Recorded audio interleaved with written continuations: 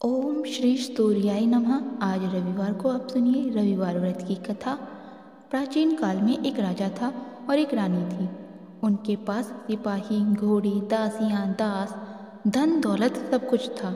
सिर्फ उनकी संतान नहीं थी। इसी कारण वे दोनों राजा रानी बहुत दुखी रहते थे। संतान प्राप्ति के लिए उन्होंने हर तरह के दान, धर्म, धार्मिक अनुष्ठान, जप, मंत्र, पूजा पाठ आदि सब किया, लेकिन इससे कोई फायदा नहीं हुआ। तब राजा और रानी वृद्ध होने लगे तो दोनों को बहुत ही चिंता हो गई। वे दोनों सोच में पड़ गए कि अब हमारी इतने बड़े राज्य का क्या होगा, कौन बनेगा इस राज्य का वारिस, कौन लेगा प्रजा की जिम्मेदारी। राजा और रानी दिन रात इसी चिंता में घुटने लगे। उन्हें खाने और पीने की भी सुध बुध नहीं रहती। तो एक सुबह राजा के दरबार में एक साधु आता है। तो दासी रानी को इसकी इत्तला करती है। तब वह दासी से कहती है, ये मेरा अंतिम दान धर्म है, इसके बाद मैं अपने हाथों से कोई दान धर्म नहीं करूँगी। रानी चावल भरा छाछ हाथ में लेकर बाहर आती है और साधु की झोली में भिक्षा डालने आगे बढ़ती है। तो उसके चेहरे पर छाई उद्दिता साधु की दृष्टि में आ ही जाती है। वह उससे पूछता है कि रानी साहिबा, आपको क्या हुआ है, आपको क्यों इतनी उदासी हो गई है। तब रानी साधु को सारी हकीकत बताती है और सिसक सिसक कर रोने लगती है। उस पर वह साधु कुछ पल गंभीर हो जाता है और कहता है कि चिंता मत करो रानी साहिबा, आपकी संतान की इच्छा पूरी हो जाएगी। आपकी कोख से एक पुत्र का जन्म होगा। मात्र वह 14 साल तक ही आप लोगों को मिलेगा। इसके आगे वह जीवित नहीं रह पाएगा। इससे बढ़कर आपको कुछ देना मेरे लिए संभव नहीं है। अपनी बात पूरी करते ही उसने अपनी झोली में हाथ डाला। झोली में हाथ डालकर थोड़ी सी भभूत निकालकर उसने रानी को दी और कहा, आप और महाराज दोनों इसे बांटकर ग्रहण कर लेना, तुम्हें जल्द ही पुत्र की प्राप्ति होगी। और वह साधु अपनी राह को चला गया। उसके जाने के बाद रानी सोचने लगी कि 14 साल तो 14 साल ही सही, उतने समय के लिए हमें पुत्र तो मिलेगा, यही काफ़ी है। उतने साल तक मैं उसे जी जान से बड़ा करूँगी, उसे ढेर सारा प्यार और दुलार करूँगी, अपनी संतान की मुराद पूरी करूँगी। उस रात अपना सारा राजकाज खत्म करके राजा जब रानी के महल में गए तो रानी ने राजा को सारी बात बता दी और साधु की दी हुई भभूत राजा को दिखाकर बोली कि साधु महाराज ने ये भभूत हम दोनों को ग्रहण करने के लिए दी है। राजा बोले, इतना दान और धर्म किया, जप और तप किया, उसका कोई फल नहीं मिला। अब इस भभूत से हमें क्या संतान की प्राप्ति होगी। उस पर रानी बोली, जब इतना सब कुछ किया है तो अब यह भी सही, क्यों हम उस साधु के क्रोध को बुलावा दें। राजा को अब किसी बात पर विश्वास नहीं था, पर रानी को दुख ना पहुँचे इसीलिए वह राजी हो गया और राजा रानी दोनों नहाते धोते हैं। फिर अपने भगवान का नाम का स्मरण करते हैं, अपने पुरखों का स्मरण करते हैं और उस साधु महाराज का नाम स्मरण करके वह भभूत बांटकर दोनों खाते हैं। उसके बाद दोनों निश्चित होकर सो जाते हैं। तो कुछ दिन गुजर जाते हैं और साधु द्वारा कहे अनुसार रानी गर्भवती हो जाती है। उस पर राजा और रानी दोनों की खुशी गगन में नहीं समाती। राजा रानी से बोलते हैं, महारानी सचमुच साधु महाराज की कृपा हो गई। फिर 9 महीने बाद रानी ने एक सुंदर पुत्र को जन्म दिया। राजा ने बड़ी धूमधाम से पुत्र का नामकरण किया। सारे राज्य में 8 दिन तक अनश तर्पण रखा, उत्सव मनाया गया। आप पुत्र की कुंडली देखने के लिए राज्य के सबसे बड़े विद्वान पंडित जी को बुलवाया गया। जो कुंडली देखकर पंडित जी बड़े चिंतित हो गए। कहने लगे, महाराज हमारा राजपुत्र सिर्फ 14 साल तक हमारे पास रहेगा। राजा को इस बात की भनक तो थी ही, रानी को भी साधु महाराज की बात याद थी। दोनों चुप रह जाते हैं। उसके बाद राजा और रानी बड़े प्यार से बेटे की परवरिश करते हैं, उसकी हर ख्वाहिश पूरी करते हैं और थोड़े समय के लिए ही सही भगवान ने संतान की अपनी मुराद पूरी कर ली। इससे वे समाधान मानते हैं। राजपुत्र दिन प्रतिदिन बड़ा होता है। जब वह 7 साल का हो जाता है तो राजा एक अच्छे गुरु की नियुक्ति करके उसे पढ़ाई लिखाई, घुड़सवारी आदि 12 विद्याओं का शिक्षण दिलाते हैं। जब वह सब शास्त्र विद्या में पारंगत हो जाता है और 12 साल की उम्र का हो जाता है तब एक अच्छी सी राजकन्या खोजकर उसकी शादी करा देते हैं। तो 2 और साल बीत जाते हैं। बेटा 14 साल का हो जाता है। एक दिन राजपुत्र राजा से बोलता है, पिताजी मैं अपना सारा राज्य घूमकर देखना चाहता हूँ। आज तक मैंने सिर्फ इस रजवाड़े के अतिरिक्त कुछ नहीं देखा है। बेटे की बात सुनकर राजा चिंतित हो जाते हैं, क्योंकि पुत्र को 14वां साल शुरू हुआ ही था। अब कोई अनहोनी होने का वक्त नज़दीक आ पहुंचा था, लेकिन राजा ये सब बातें पुत्र को बता नहीं सकता था। राजा अपने चेहरे पर खुशी लाकर बेटे से कहता है कि हाँ, जरूर जाओ बेटा, तुम्हें अपना सारा राज्य घूमकर देखना चाहिए। कहाँ क्या है ये सब जानना चाहिए। कल मेरे बाद तुम ही तो इसके राजा बनोगे। मात्र एक बात का ध्यान रखना, तुम जहाँ जा रहे हो, क्या कर रहे हो, ये सब बात अपनी पत्नी को नहीं बताना। पुत्र कहता है ठीक है पिताजी, आपने जो कहा है मैं वैसा ही करूँगा। राजपुत्र दिन भर अपनी पत्नी के साथ रहता है, खुशियाँ मनाता है और रात को 12 बजे वह उठकर बाहर चला जाता है। फिर सुबह होने से पहले वापस अपने महल में आकर सो जाता है। ऐसा बहुत दिनों तक चलता रहा और पुत्र का 14वां साल खत्म होने में कुछ ही दिन बाकी रह गए थे। इतने में उसकी पत्नी यानी छोटी रानी रात में जाग जाती है। वह देखती है कि बिस्तर पर राजकुमार नहीं है। वह महल में सब जगह जाकर उसको देखती है तो राजकुमार कहीं भी नजर नहीं आता। तो वह क्या करती, किससे कहती? वह चुपचाप रहती है। फिर वह सुबह होने पर देखती है कि उसका पति अपनी जगह सोया हुआ है। वह पति से कुछ नहीं पूछती है। लेकिन दूसरी रात भी जब वैसा ही होता है, तीसरी और चौथी रात और कुछ दिनों तक ऐसा ही चलता रहता है। तब रानी बहुत ही चिंतित हो जाती है। उसके मन में ढेर सारे सवाल उठते हैं, लेकिन उसे पूछने में डर लगता है। शायद पति गुस्सा कर बैठे। सास ससुर से पूछने के बारे में सोचा तो उसकी कुल मर्यादा बीच में आ जाती है। तो इस तरह वह मन ही मन घुटती रहती है। इस हालात में उसे खाने पीने में दिलचस्पी नहीं रहती है। वह दुबली पतली सी हो जाती है। तो उस राज्य में फूल बेचने वाली एक बूढ़ी मालिन आती थी। वह हमेशा छोटी रानी को फूल देने उसके महल में आती थी। उस बुढ़िया का ध्यान छोटी रानी पर पड़ जाता है।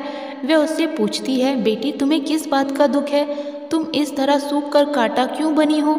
उस पर रानी कहती है, क्या बताऊं तुम्हें अम्मा, तुम्हारा राजकुमार हर रात्रि को बाहर जाता है और सुबह वापस लौट कर आ जाता है। वह कहाँ जाता है, क्या करता है, यह सोच सोच कर मैं अन्न जल ग्रहण नहीं कर पाती हूँ और सूख सूख कर मेरा इस तरह ये हाल हो गया है। बुढ़िया ये सब बातें सुनकर उसे एक उपाय बताती है कि बेटा ऐसा करना, आज रात को तुम सोना मत, उसके पीछे जाकर देखना कि वह कहाँ जाता है, क्या करता है और उसकी अच्छी तरह से पहरेदारी करना। तो छोटी रानी बोली कि अगर मुझे नींद आ गई। तो बुढ़िया बोली कि तू नींद न आए इसलिए एक काम करना, अपने बाएं हाथ की उंगली में एक जख्म कर देना, उस पर थोड़ी सी मिर्ची छिड़कना, उससे तुम्हें बड़ी जलन होगी और उस पीड़ा से तुम्हें रात भर नींद नहीं आएगी। रानी बुढ़िया के कहे अनुसार वही करती है। उंगली की जलन से उसे बड़ी देर तक नींद नहीं आती है, लेकिन बाद में वह सो जाती है। दूसरे दिन सुबह बुढ़िया फूल लेकर उसके महल में पहुंचती है और पूछती है, क्या हुआ बेटी, क्या तुम देख पाई कि तुम्हारा पति कहाँ जाता है? रानी कहती है, नहीं अम्मा, पहले कुछ समय जलन के कारण मुझे नींद नहीं आई, पर कुछ देर के पश्चात मैं सो गई। बुढ़िया कहती है, कोई बात नहीं, आज तुम उंगली पर पहले से थोड़ा बड़ा जख्म करना और ज़्यादा मिर्च लगाना। तो रानी ने वैसा ही किया, परंतु वह सिर्फ पति को बाहर निकलते हुए ही देख पाती है, उसके पीछे नहीं जा सकती क्योंकि उसे फिर से नींद आ जाती है। दूसरे दिन सुबह बुढ़िया आती है तो उसके पूछने से पहले ही रानी रोकर कहती है, अम्मा मैं आज भी उसकी पहरेदारी ठीक से नहीं कर पाई। बुढ़िया कहती है, रोना नहीं बेटी, सब कुछ ठीक हो जाएगा। तुम आज रात जख्म और बड़ा करना और उस पर ज़्यादा मिर्च लगाना, और एक काम करना कि जब वह जाने के लिए निकलता है तब उसका रास्ता रोकना। बुढ़िया ने जैसा बताया रानी ने वैसा ही किया। आज रात उसे नींद नहीं आती है। पति जब रात को महल से निकलने के लिए चलने लगता है तो वह बुढ़िया ने जैसा बताया वैसा ही करती है। दौड़कर जाकर पति का रास्ता रोकती है और कहती है, कहाँ जा रहे हो, किससे मिलने जा रहे हो, मुझे बताओ। राजपुत्र उसे समझाने की बहुत कोशिश करता है। देखो, अगर मैंने तुम्हें ये बता दिया तो मैं तुम्हें दोबारा नहीं मिल पाऊंगा। रानी कहती है, कोई बात नहीं, ना मिल पाओ, लेकिन आप रात के समय कहाँ जाते हो ये मुझे बता दो। राजपुत्र निरुपाय हो जाता है। पत्नी की जिद के आगे उसकी एक नहीं चल पाती। ठीक उसी समय 14वां साल खत्म हो रहा होता है, 15 साल लगने वाला होता है। जो होता है वह हो जाने दो, ये सोचता है और कुछ चावल मंत्रों से सिद्ध करके अपनी पत्नी को देकर कहता है कि इन चावलों के दानों को हाथ की मुट्ठी में पकड़ना, पहले दाएं हाथ में पकड़े चावल मेरे ऊपर फेंकना, मैं कौन हूँ तुम्हें पता चल जाएगा। बाद में बाएं हाथ में पकड़े चावल मेरे ऊपर फेंकना, मैं जैसा था तुम्हें मिल जाऊंगा। लेकिन यदि तुम बाएं हाथ के चावल मेरे ऊपर फेंकना भूल गई तो मैं तुम्हें कभी नहीं मिल पाऊंगा। रानी ने कहा, नहीं भूलूंगी। रानी बड़े आत्मविश्वास के साथ यह कहकर दाएं हाथ में पकड़े चावल पति के ऊपर फेंक देती है तो राजपुत्र एकदम एक विशाल घोड़ा बन जाता है। एकदम उम्दा सफ़ेद गर्दन पर लंबी आयाल देखते देखते वे तेजी से दौड़ने लगता है। रानी उस घोड़े को एकदम बहुत चक्की सी देखने लगती है और पति ने बाएं हाथ के चावल फेंकने के लिए जो बात कही थी वे भूल जाती है। उसकी आंखों के सामने घोड़ा महल से बाहर निकलकर चला जाता है। घोड़ा जो महल से बाहर जाता है तो वापस ही नहीं आता। तब रानी को बड़ा पश्चाताप होता है। वह स्वयं को कोसने लगती है, लेकिन अब उसका कोई फायदा नहीं होने वाला था। राजपुत्र अब वापस आने वाला नहीं था। सुबह होते ही महाराज को सब बात पता चली। उन्हें बहुत दुख होता है। वे बिस्तर पकड़ते हैं और राह देखते हैं कि एक दिन उनका बेटा वापस आ जाए। इस तरह 1 महीना गुजरता है, 3 महीने गुजरते हैं, आखिर 6 महीने पूरे हो जाते हैं। राजपुत्र का कोई अता पता नहीं चलता। प्रधान राजपुत्र को ढूंढने के लिए राज्य के गांव-गांव सिपाही भेजता है, लेकिन उन्हें कोई सफलता नहीं मिलती। इधर रानी अपनी हट के कारण पति गायब हो गया है यह सोचकर स्वयं को मन ही मन कोसती है और प्रण लेती है कि कुछ भी करके पति को ढूंढ कर लाएगी और उसे वापस घर लेकर ही आएगी। एक दिन सुबह उठकर सास ससुर के महल में जाती है और कहती है कि मैं अपने पति की खोज में जा रही हूँ। महाराज को और क्या चाहिए था, कुछ भी करके उनका बेटा उन्हें वापस मिलना चाहिए था। वे बहू को जाने की अनुमति देकर कहने लगे, बेटी तुम्हें जो चाहे वह करो, जहाँ जाना है वहाँ जाओ, लेकिन हमारे बेटे को वापस लेकर आओ। अब रानी अपना शाही भेष बदलकर एक सेठानी बन जाती है। कुछ दासियों को, कुछ नौकरों को साथ लेती है, कुछ सामान साथ लेती है और राज्य की सीमा पर जाकर वहाँ एक भोजनालय खोल देती है। वहाँ आने वाले सभी यात्रियों को खाना मुफ्त में देने लगती है।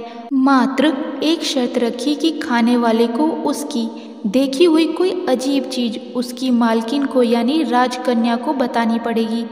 तो वहाँ आने वाला हर नागरिक अपनी तरफ से मैंने यह देखा, मैंने वह देखा कहकर वहाँ से मुफ्त खाना खाकर जाता था।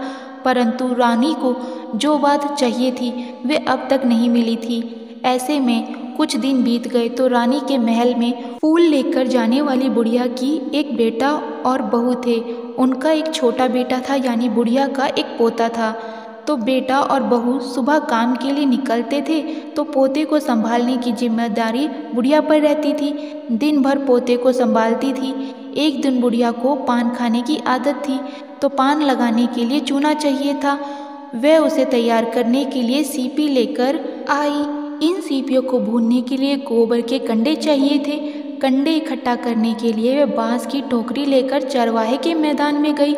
वहाँ बहुत सारे कंडे थे। उन्हें जमा करते करते उसे घर आने में अंधेरा हो गया। इस ओर शाम होते ही काम से वापस आकर बेटा और बहू घर पहुँचे तो देखा कि बच्चा घर पर अकेला है और रो रहा है। फिर दोनों गुस्से में लाल पीले हो गए। इतने में बुढ़िया घर आ पहुँची। बेटे ने पूछा, पोते को घर अकेला छोड़कर कहाँ गई थी? बुढ़िया बताने लगी कि मैं गोबर के कंडे इकट्ठे करने गई थी। इस पर बेटा बोला, दोबारा बच्चे को अकेला घर पर छोड़कर यदि कहीं गई तो मैं तुम्हें बहुत पीटूंगा। बुढ़िया कहने लगी, नहीं बेटा, फिर कभी ऐसा नहीं करूँगी। लेकिन दूसरे ही दिन बुढ़िया ये बात भूल गई और फिर चरवाहे के मैदान पर कंडे इकट्ठे करने चली गई। शाम को जब बेटा और बहू काम से वापस लौटे तो देखा कि बच्चा घर पर अकेला है और रो रहा है। अब उसके बेटे की सहन शक्ति खत्म होने लगी और बुढ़िया के वापस आने पर उसे घर से निकाल दिया। बुढ़िया रात भर घर के बाहर अंधेरे में बैठी रही और सुबह होते ही हाथ में टोकरी लेकर कंडे इकट्ठा करने के लिए निकल पड़ी। उस दिन उस पर कंडे इकट्ठे करने का मानो पागलपन सवार हो गया था। कंडे इकट्ठे करते करते जब अंधेरा हो गया उसे मालूम ही नहीं चला। उसे जब ध्यान आया तो गांव का रास्ता भी ठीक तरह से दिखाई नहीं दे रहा था। वे अंधेरे में आंखें फाड़कर देखती देखती किसी तरह आगे निकल पड़ी तो एक कपिला गाय छन छन की आवाज करते हुए गले की घंटी बजाते हुए ठुमक ठुमक कर उस मैदान पर आ गई। उसे देखकर बुढ़िया सोचने लगी कि इस गाय के पीछे पीछे जाऊंगी तो गांव तक पहुंच ही जाऊंगी। तब बुढ़िया उसके पीछे पीछे जाने लगी।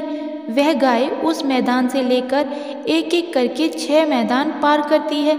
आखिर में वह 7वें मैदान तक पहुंचती है तो क्या होता है कि उस मैदान पर एक बड़ा सा पत्थर है। गाय जाकर उस पत्थर को अपने सींग मारती है।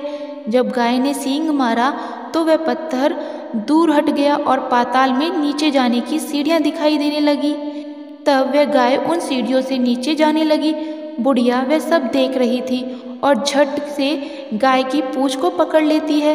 वह गाय के साथ नीचे पाताल में पहुंच गई और तुरंत ही गाय की पूंछ छोड़ दी और इधर उधर देखने लगी।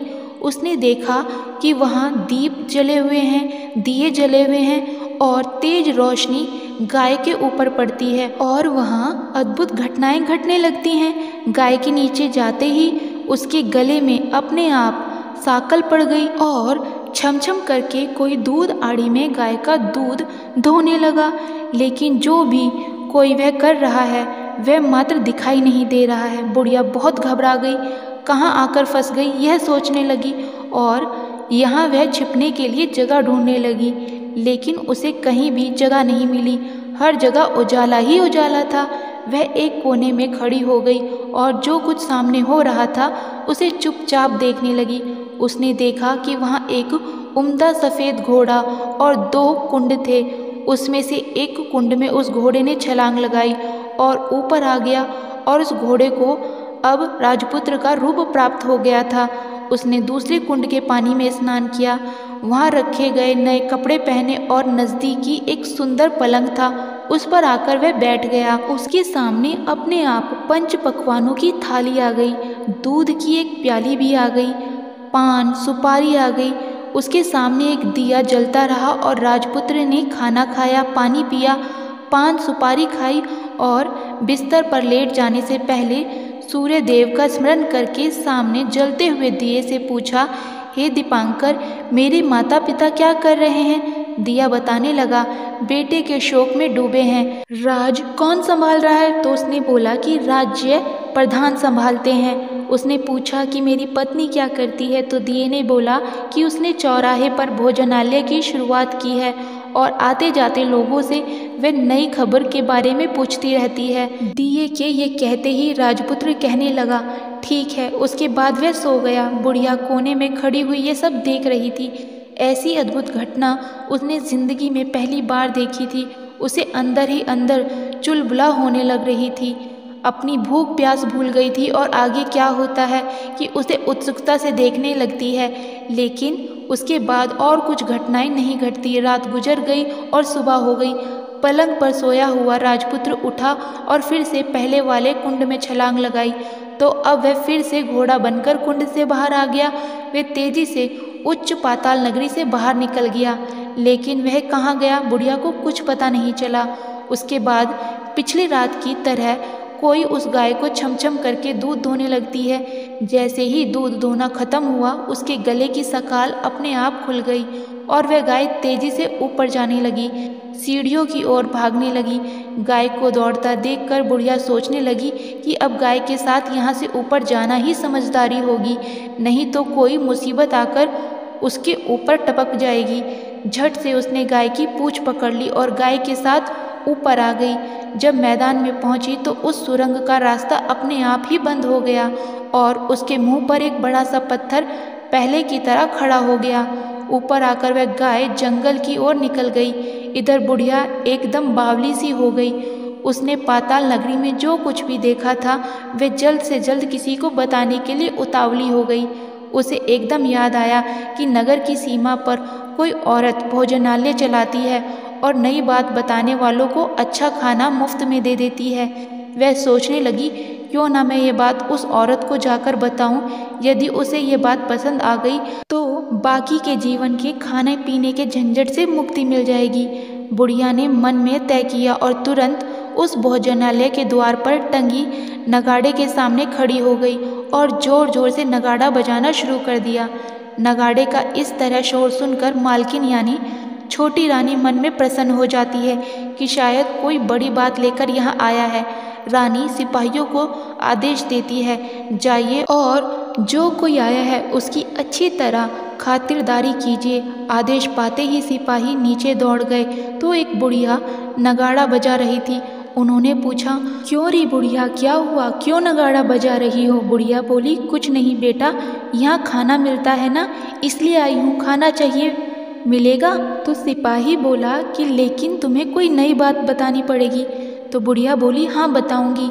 एक बात मालूम है मुझे। इस पर सिपाही उसे अंदर ले गया।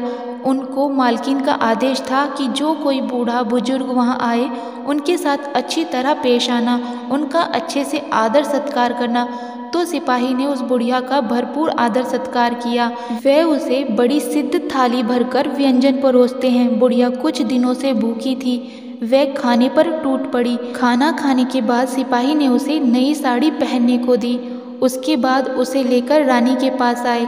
बुढ़िया और रानी ने तुरंत एक दूसरे को पहचान लिया। तब रानी ने बुढ़िया से कहा कि अम्मा, अब बताओ तुमने क्या नई बात देखी है?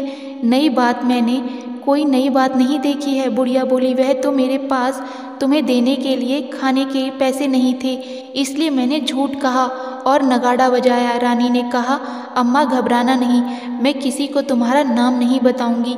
फिर भी बुढ़िया ने कहा कि मेरे पास कोई नई बात नहीं है। इस पर रानी ने उसे कहा, देखो अम्मा, यदि तुमने मुझे वह नई बात बताई तो ज़िंदगी भर मैं तुम्हारी देखभाल करूंगी और तुम्हें रानी की तरह रखूंगी। अब बुढ़िया बताने को तैयार हो गई। उसने जो कुछ उस चारागाह वाले मैदान पर देखा था वह सब कुछ कुंवर रानी को बता दिया। बुढ़िया की ये बातें सुनकर कुंवर को यकीन हो गया कि वह राजपुत्र उसी का पति है। वह तुरंत बुढ़िया से कहने लगी कि अब माँ मुझे उस जगह पर ले चलो। तब बुढ़िया बोली, नहीं बेटी, वह पाताल राज्य है, सांप है, यदि किसी ने तुम्हें देख लिया तो तुम्हारी जान खतरे में पड़ सकती है। लेकिन रानी उसकी एक भी नहीं सुनती, उसे उस जगह ले जाने के लिए हठ करने लगी। आखिरकार में बुढ़िया ने उसका कहना मान लिया और कहने लगी, ठीक है, मैं तुम्हें वहाँ ले जा सकती हूँ, पर आज नहीं, कल वहाँ जाना, तो शाम को ही जाना होगा। तो दूसरे दिन दोपहर को रानी बुढ़िया के साथ उस मैदान पर गई और एक जगह जाकर छुप गए। गाय के आने की राह देखने लगे। दिन ढलते ही अंधेरा गिरने लगा और गाय हमेशा की तरह वहाँ आ गई। मैदान के उस कोने में जाकर उसने पत्थर पर सींग मारा तो छत से पत्थर हटकर वहाँ सुरंग में जाने का रास्ता खुल गया। गाय उस रास्ते में नीचे उतरने लगी तो बुढ़िया रानी से कहने लगी, जा आगे बढ़ो और गाय की पूँछ पकड़कर नीचे उतरोगी। तो गाय की पूँछ पकड़कर नीचे उतर गई। बुढ़िया पहले जिस कोने में छिपी थी उस कोने में छिप गई। अब नीचे सब कुछ पहले जैसा घटित हो रहा था। गाय के गले में अपने आप साकल पड़ गई। कोई अदृश्य रूप में उसका दूध दोहने लगा। एक सफ़ेद उम्दे घोड़े ने आकर एक कुंड में छलांग लगाई तो राजपुत्र के रूप में ऊपर आया। वह राजपुत्र दूसरे कुंड में नहाने लगा। उसके बाद उसके सामने खाने की थाली आ गई, दूध की प्याली आ गई, पान का बीड़ा आ गया। राजपुत्र सब ग्रहण करके सोने के लिए पलंग पर गया तो सोने से पहले सूर्यदेव का स्मरण करके वह दिए से पूछने लगा, दीपांकर, मेरे माता पिता क्या कर रहे हैं? तो दिया कुछ जवाब नहीं देता बल्कि वह बुझने लगता है। तब राजपुत्र को कुछ घटित हुआ है इसका संदेह हो गया। वह उदास हो गया और जो कुछ हुआ है वह हो जाने दो ऐसा सोचकर फिर से बिस्तर पर लेट गया। अब रानी का संयम छूट गया। वह दौड़कर पति के पास गई और उसके पैर पकड़ने के लिए आगे बढ़ने लगी। राजपुत्र तुरंत ही पत्नी को पहचान गया। वह छत से पीछे हट गया और चिल्लाने लगा, नहीं नहीं, मुझे मत छूना, सर्वनाश हो जाएगा। रानी दोनों हाथ जोड़कर पति से अपनी भूल स्वीकार करने लगी। स्वामी, मुझसे भूल हो गई। मुझे आपसे नहीं पूछना चाहिए था कि आप रात को कहाँ जाते हो। मैं अपनी भूल स्वीकार करती हूँ। मुझे मेरी भूल की सज़ा मिल गई। अब आप घर चलिए। आपके वियोग में आपके माता पिता ने बिस्तर पकड़ लिया है। आपकी प्रजा भी बहुत दुखी है। उस पर राजपुत्र कहने लगा, वही तो एक बार तुम गलती कर बैठी हो, अब दोबारा मत करना, नहीं तो अब मैं तुम्हें जो दिख रहा हूँ वह भी नहीं दिख पाऊंगा।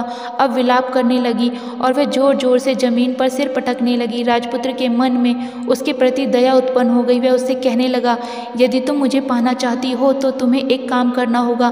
काम कठिन है लेकिन वह तुम्हें अकेले ही करना होगा। रानी ने कहा, स्वामी, कितना भी कठिन काम क्यों ना हो मैं वह पूर्ण करूंगी। रानी कहने लगी। इस पर राजपुत्र ने उसे बताया, इस पाताल में ऊपर जाते ही तुम्हें एक घना जंगल नजर आएगा।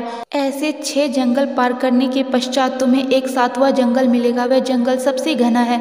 उस जंगल के बीचों बीच एक पीपल का पेड़ है। उसके आसपास की जगह पत्ते, फंदे, जटाई आदि से ढक चुकी है।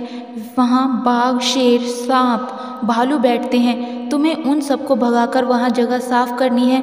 उसको गोबर से लिपाई करके पवित्र बनाना है, रंगोली से सजाना है। उसके बाद वहाँ धूप, कपूर, अगरबत्ती जलानी है। फूल और कुमकुम से पेड़ की पूजा करनी है। दूध और दही से बने चावल का भोग चढ़ाना है। ये सब तुम्हें दोपहर को 12 बजे से पहले करना है। 12 बजने के समय तुम्हें उस जगह पर बैठकर सूर्य भगवान का ध्यान करना है। ठीक 12 बजे सूर्य भगवान का रथ वहाँ उतरेगा। वे सब देखकर खुश हो जाएंगे और कहेंगे कि जिस किसी ने भी यह सब किया है मैं उसे मनचाहा फल दूंगा। तो तुम उनके सामने जाकर उनके रथ के दाहिने घोड़े को मांगना, तो मैं तुम्हें मिल जाऊंगा। इतनी बात कहकर राजपुत्र अपने पलंग पर सो गया और छोटी रानी भोर होने की राह देखने लगी। भोर होते ही वह बुढ़िया के साथ गाय की पूंछ पकड़कर ऊपर आ गई। ऊपर जाने के बाद वह बुढ़िया से कहने लगी, अम्मा, अब मैं अकेले ही आगे जाऊंगी, तुम भोजनालय में वापस चली जाओ। वह जंगल में जाकर राजपुत्र की बताई जगह ढूंढने लगी और स्वयं आरी से वह जगह साफ कर दी। बाद में राजपुत्र ने जैसा बताया था वैसे ही लिपाई पुताई करके वापस आ गई। दूसरे दिन सुबह होने से पहले उठी और जंगल में उस जगह पहुंची। वहां जाकर इत्र और गुलाब का पानी का छिड़काव कर उस जगह को सुगंधित कर दिया। धूप अगरबत्ती जलाकर उसे पवित्र किया और पूजा की सब सामग्री वहां तैयार करके सूर्य भगवान का ध्यान करके बैठ गई, जैसे कि पति ने बताया था। दोपहर को ठीक 12 बजे सूर्य भगवान का रथ उस पीपल के पेड़ पर आकर रुकता है। सूर्य भगवान ने जब रथ से नीचे उतरकर देखा तो सुगंधित वातावरण देखकर वह बहुत प्रसन्न हो गए। फिर वह बोले, जिस किसी ने यह काम किया है वह यहाँ आकर आज मुझसे कुछ भी मांग ले, मैं उसे दे दूंगा। रानी ने जब ये शब्द सुने तो बिना समय गवाए दौड़कर उनके सामने आ गई और उनको साष्टांग नमस्कार करके बोली, भगवान, वह मैं ही हूँ, मैंने ही ये जगह साफ की है। अच्छा, तो तुम्हें जो चाहिए वह मांगो। भगवान, मुझे आपके रथ का दाहिना घोड़ा चाहिए। सूर्य भगवान बोले, नहीं नहीं, मैं तुम्हें कुछ भी दे सकता हूँ लेकिन ये घोड़ा नहीं दे सकता। मेरे रथ के 12 घोड़े हैं, तुम चाहो तो कोई और घोड़ा मांग लो लेकिन ये दाहिना घोड़ा नहीं, वह मैं तुम्हें नहीं दे सकता। छोटी रानी ने एक नहीं सुनी। वे सूर्यदेव से एक ही बात पर अड़ी रही, वे दाहिना घोड़ा दे दीजिए, नहीं तो मैं आपके पैरों में गिर गिर कर अपनी जान दे दूंगी। अब सूर्यदेव धर्म संकट में पड़ गए। उन्होंने वचन दे दिया था, अब अपने वचन से पलट भी नहीं सकते थे। ठीक है, दे दिया तुम्हें घोड़ा। सूर्यदेव ने ऐसा कहकर एक बात भी कही, देखो मैंने ये घोड़ा तुम्हें दे तो दिया है लेकिन वह तुम्हें यहाँ नहीं मिलेगा, तुम्हें उसे पाताल में जाकर लाना होगा। रानी बोली, पाताल में ही क्यों? भगवान, मैं उन्हें पाने के लिए कहीं भी जा सकती हूँ। रानी को वचन दे सूर्यदेव अपने मार्ग को चले गए और इधर रानी जंगल से अपने भोजनालय में आ गई। फिर वह बुढ़िया को लेकर उस मैदान में आ गई और जल्दी ही शाम हो गई। शाम होते ही वहाँ वह गाय आ गई और उसने सींग मारकर सुरंग का पत्थर हटाया और नीचे उतरने लगी। रानी और बुढ़िया जल्दी जल्दी उसकी पूंछ पकड़कर नीचे उतर गई। नीचे पाताल में सब घटनाएं पहले की ही तरह घटने लगी। घोड़े का एक कुंड में नहाकर राजपुत्र बन जाना, नहा धोकर पलंग पर जाकर बैठना, तो उसे खाने पीने की थाली, प्याली, दूध का प्याला, पान का बीड़ा आना। लेकिन आज एक नई बात घटी। आज 2-2 थाली, 2-2 दूध की प्याली और 2-2 पान के बीड़े उसके सामने आ गए। वह कुछ नहीं बोला। अपने हिस्से की थाली खाकर, दूध पीकर और पान का बीड़ा चबाकर वह सोने चला गया और हमेशा की तरह दिए से पूछने लगा, दिए बता मेरे माता पिता क्या करते हैं? दिए ने बताया, वह दोनों तुम्हारे शोक में मरने की स्थिति में पहुंच गए हैं। ऐसा सुनकर झट से उसकी आंखों में आंसू टपकने लगे। वह पूछने लगा, दिए दिए मेरा राज्य कौन चला रहा है? तुम्हारा राज्य प्रधान चला रहा है और वह सब कुछ हड़प चुका है। वह प्रजा पर बहुत अत्याचार कर रहा है। यह सुनकर राजपुत्र को बहुत गुस्सा आया। वह गुस्से में अपनी मुट्ठी भजने लगा। अब वह पूछने लगा, दिए दिए मेरी पत्नी क्या कर रही है? अब दिया कुछ नहीं बोला और चुप रहा। अब रानी का संयम जवाब दे गया। वह दौड़कर पति के गले लग गई। अब मैं तुम्हें मिल गया। राजपुत्र कहने लगा, सच कहते हो? अब आप फिर से घोड़े नहीं बनोगे, ना ही दोबारा घोड़ा बनने दूंगी। तुमने जो इतने सारे कष्ट उठाए हैं मुझे पाने के लिए, इसलिए सूर्यदेव ने मुझे सदा के लिए घोड़े के जन्म से मुक्त कर दिया है। राजपुत्र ने बड़े प्यार से कहा और उसे गले लगाया। उसके आंसू पूछे और कुछ देर के पश्चात सुबह हो गई। गाय की श्रृंखला टूटकर वह ऊपर भूलोक जाने लगी। रानी, राजपुत्र और बुढ़िया उसकी पूंछ पकड़कर ऊपर आ गए। ऊपर आने पर वे सीधे भोजनालय में पहुंच गए। वहां का सब सामान लोगों में बांट दिया और उसको ताला लगाकर अपने राज्य में लौट आए। राजपुत्र वापस आते ही और उसके तेवर देखकर प्रधान घबरा जाता है। राजपुत्र ने उसे बंदी बनाकर कैद खाने में डलवा दिया और राज्य की बागडोर अपने हाथ में ले ली। उसके बाद वह अपने माता पिता को मिलने उनके महल में गया। तब राजपुत्र क्या देखता है कि उसके माता पिता उसके शोक में अस्थिर पंजर बन गए हैं। पुत्र को वापस आया देखकर मरणासन राजा रानी की आंखों में टप टप आंसू बहने लगे। इन दोनों ने पुत्र को गले लगा लिया, उसे प्यार से सहलाया और इतना होने के बाद उनकी सेहत में एकदम सुधार आने लगा। वह अब बिस्तर से उठकर बैठ गए, पुत्र को आशीर्वाद देने लगे। राजपुत्र के आने की खबर तुरंत ही राज्य में फैल गई। प्रजा खुशी से फूली नहीं समाई। प्रजा जन राजमहल के सामने इकट्ठा हो गए। राजपुत्र ने भी उन्हें दर्शन दिए और आज से उन्हें कोई दुख नहीं पहुंचाएगा ऐसा वचन भी दिया। अब राजा अपने पुत्र का राज्याभिषेक करा के उसे सिंहासन पर बिठाता है और बहू को महारानी का दर्जा देता है और स्वयं अपनी पत्नी के साथ ईश्वर स्मरण करते खुशी से दिन बिताता है। महाराज बना राजपुत्र अच्छी तरह से राज्य चलाने लगा और अपनी पत्नी के साथ सुख शांति से जीवन बिताने लगा। उस बुढ़िया को रानी ने अपने ही पास रख लिया और उसकी अच्छी तरह से देखभाल करने लगी। बुढ़िया और उसके बुढ़ापे के दिन खुशी से गुजरने लगे। प्रेम से बोलिए सूर्य नारायण भगवान की जय। आपको आज की कथा पसंद आई हो तो वीडियो को लाइक करना मत भूलिए, शेयर कीजिए, कमेंट में भगवान श्री सूर्य नारायण की जय लिखिए और चैनल को भी सब्सक्राइब करिएगा।